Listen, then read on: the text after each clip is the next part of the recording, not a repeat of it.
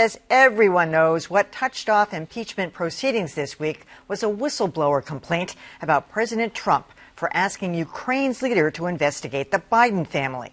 That led the New York Times to report potentially identifying information about the whistleblower, leading to a whole new blow-up.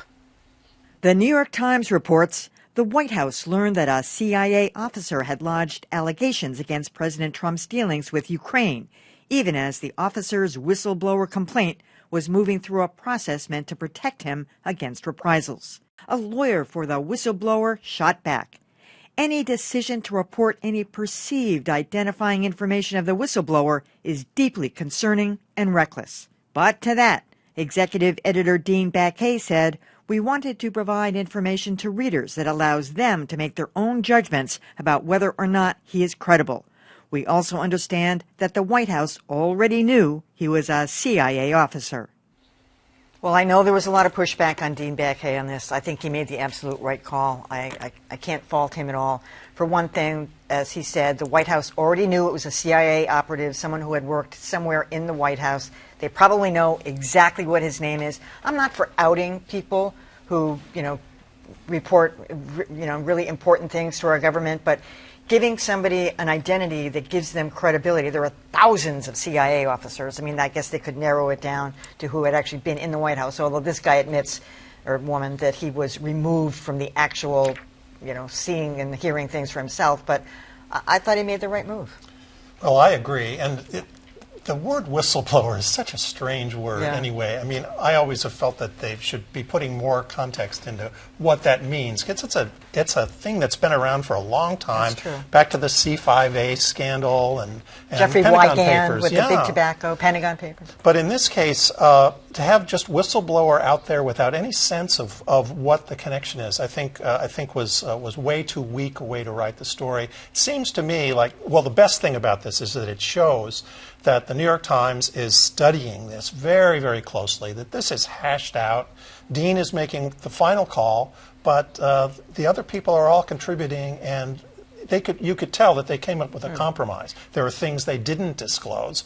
The Wall Street Journal then picked it up, and I think that's the way it happened. I'm not sure that he didn't make the right call. It probably was the right call. There's something about Dean Baquet's explanation for it that doesn't fully ring true for me. I mean, first of all, people are going to think this guy's credible or not now. Everyone is so divided in their partisan camps that whether or not he gets identified or named, people are going to still remain in their camps about whether this guy's credible, because Donald Trump and his folks are going to do the best they can to discredit him.